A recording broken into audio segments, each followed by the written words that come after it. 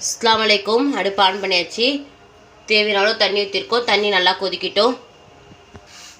இங்கே நம்ம உருளைக்கிழங்கு பொரியல் பண்ணிக்கலாம். தண்ணி கொதிக்குது. இப்போ தேவையான அளவு உப்பு, ஒரு 2 ஸ்பூன் எண்ணெய் விட்டுக்கலாம். 1 ஹவருக்கு முன்னாடியே நம்ம பாஸ்மதி ரைஸ் தான் ஊற வச்சுருந்தோம். இப்போ தண்ணி வடிகட்டி அரிசியை சேர்த்துக்கலாம்.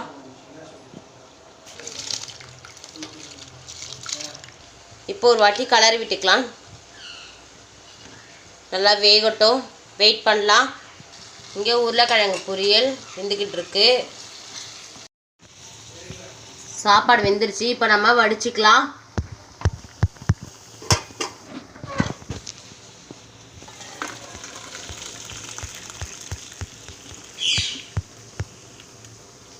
தண்ணிலாம் நல்லா வடிட்டோம்.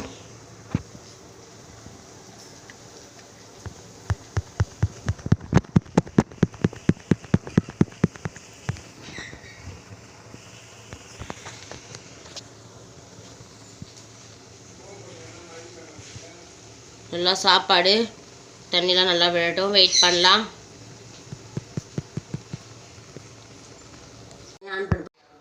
பெரிய வெங்காயம் 2, பச்சை பட்டாணி, பீன்ஸ், கேரட், குடமிளகாய், கோஸு, பச்சை மிளகாய்.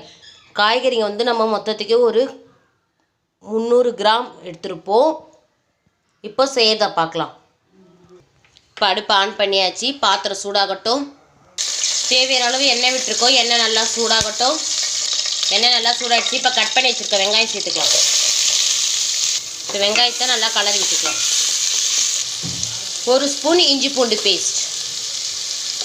பச்சை வாசனை போகிற வரைக்கும் நல்லா கலரி விட்டுக்கலாம். இப்போது பச்சை பட்டாணி சேர்த்துக்கலாம்.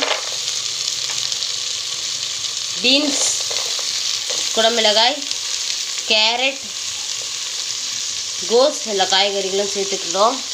இப்போது ஒரு பச்சை மிளகாய் கட் பண்ணி வச்ச பச்சை மிளகாயும் சேர்த்துக்கலாம். இப்போ எல்லாத்தையும் நல்லா கலரி விட்டுக்கலாம்.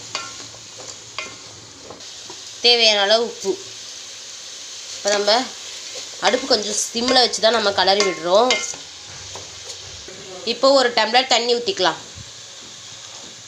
இப்போ காய் நல்லா வேகட்டும், வெயிட் பண்ணலாம். தண்ணி நல்லா சுண்டிடுச்சு. இப்போ நம்ம 2 முட்டை உடச்சி விட்டுக்கலாம். இப்போது நம்ம ஒரு 2 முட்டை உடச்சி விட்டுக்கலாம். பிஸ்மில்லா.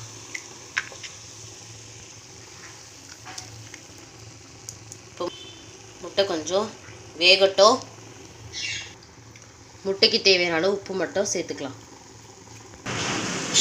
முட்டையை இன்னும் லைட்டாக கலரி விட்டுக்கலாம். இப்போது மசாலா கூட முட்டையும் சேர்த்துக்கலாம். இப்போ நல்லா மிக்ஸ் பண்ணியாச்சு. ஒரு 2 ஸ்பூன் தக்காளி சாஸ். இப்போது ஒரு 2 ஸ்பூன் சோயா சாஸ் சேர்த்துக்கலாம். இப்போது ஒரு 1.5 ஸ்பூன் பெப்பர் தூள். இப்போ இதெல்லாம் நல்லா மிக்ஸ் பண்ணி விட்டுக்கலாம். தண்ணி இல்லாமல் நம்ம நல்லா வடிகட்டி எடுத்துருக்கோம். இப்போ நம்ம பாஸ்மதி ரைஸை மிக்ஸ் பண்ணிக்கலாம். எவ்வளோ உதிரி போல் இருக்குது பாருங்கள். இந்த அளவுக்கு தான் நம்ம வடிச்சுக்கணும். இப்போ நம்ம கலரி விட்டுக்கலாம். இந்த மாதிரி நம்ம கலரி விட்டுக்கலாம்.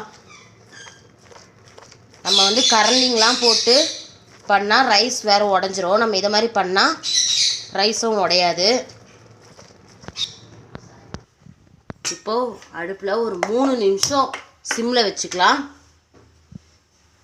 Egg fried rice ready. இந்த மாதிரி நீங்களும் ஒரு வாட்டி ட்ரை பண்ணி பாருங்கள், நல்லாயிருக்கும். நம்ம கடையில் வாங்கி கொடுத்து சாப்பிட்றத விட நம்ம வீட்டிலே செஞ்சு பசங்களுக்கு கொடுங்க, நல்லாயிருக்கும்.